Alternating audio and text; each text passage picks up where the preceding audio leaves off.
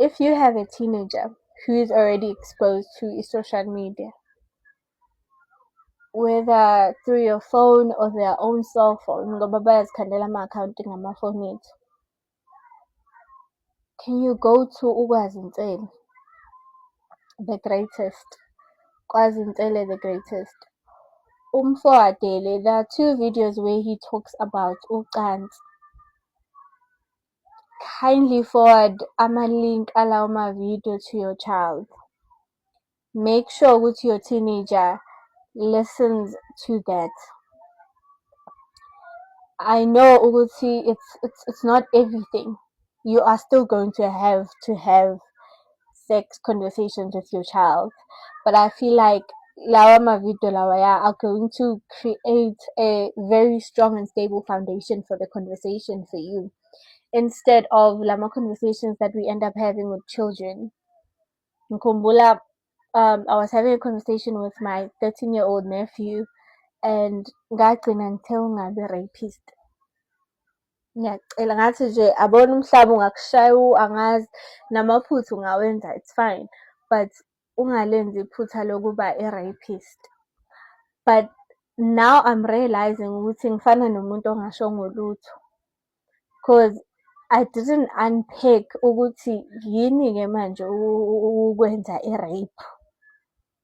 And ubhuti uKwazintsele on the 2 videos akakhuluma ngocansi ngakhona, he does unpack okunye kwako ukuthi this is rape, kuwukuthi asikhulumi and we don't create platforms for iy'ngane zethu to talk.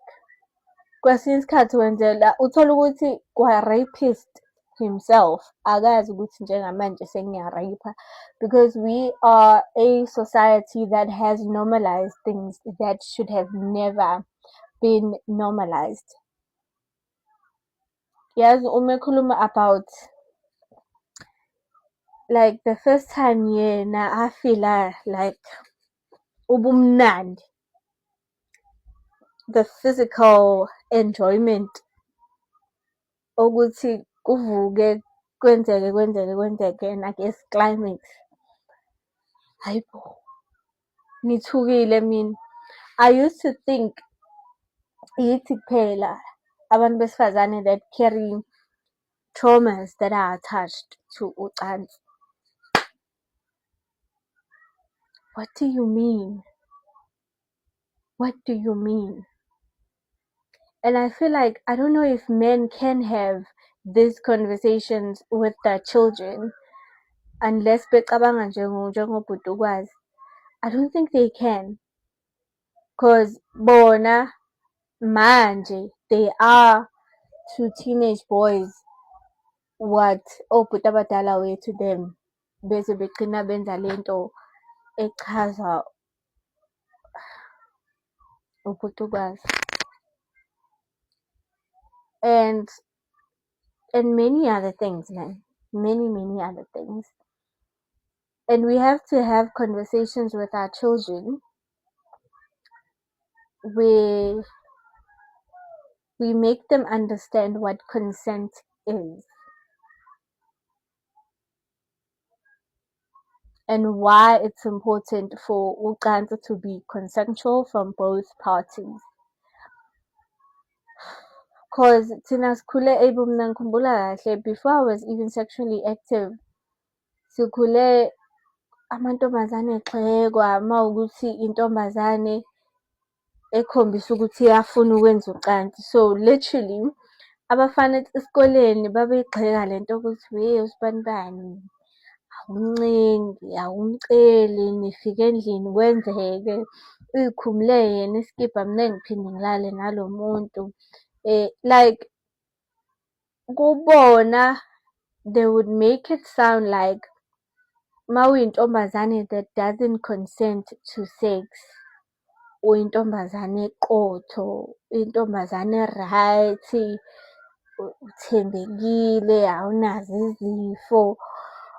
And now as an adult woman, I'm thinking about it and it doesn't make sense.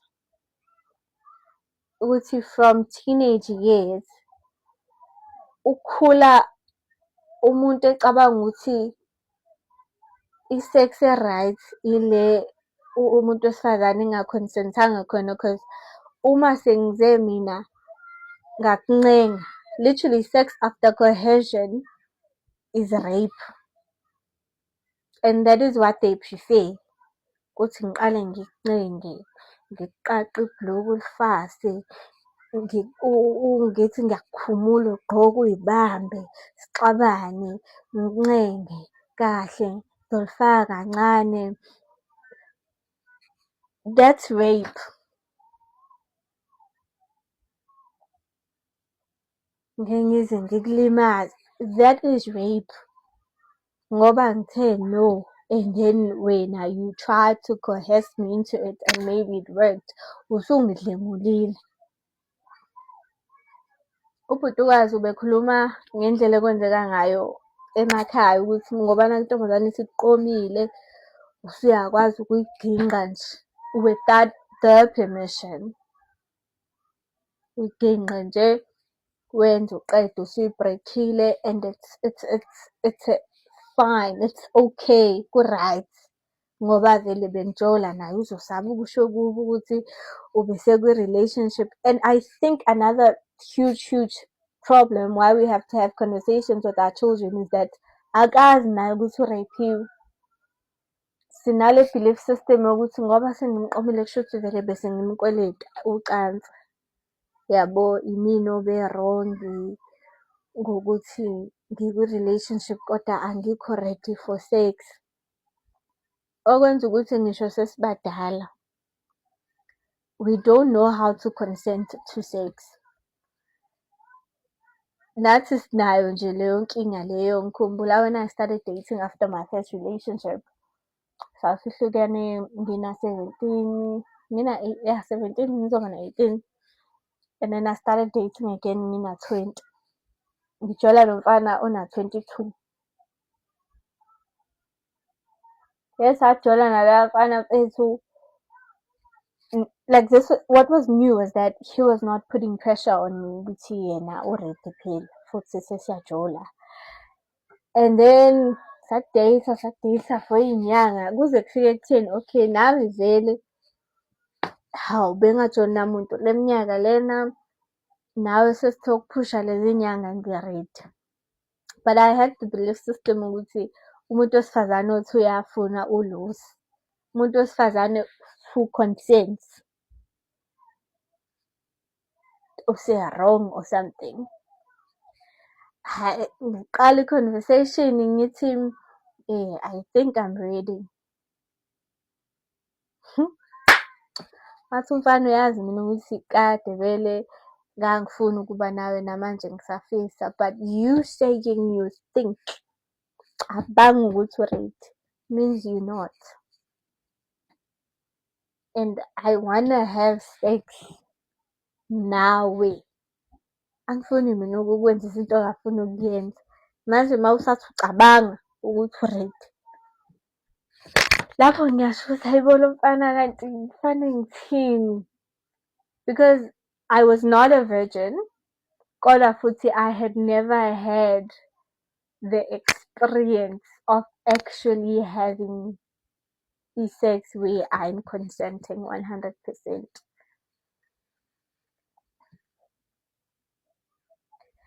That made me uncomfortable. Kuthi fane ngize ngisho.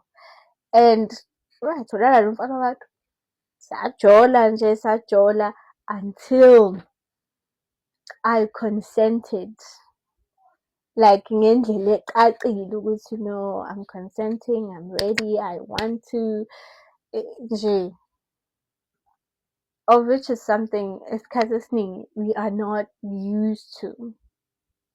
There's pressure, there's uthe uyangithanda nje, hayibo wena usile virgin, hayibo wena umayengane.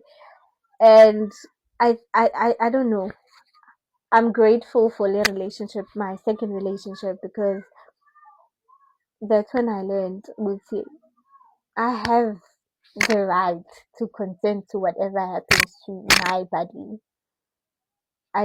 I have.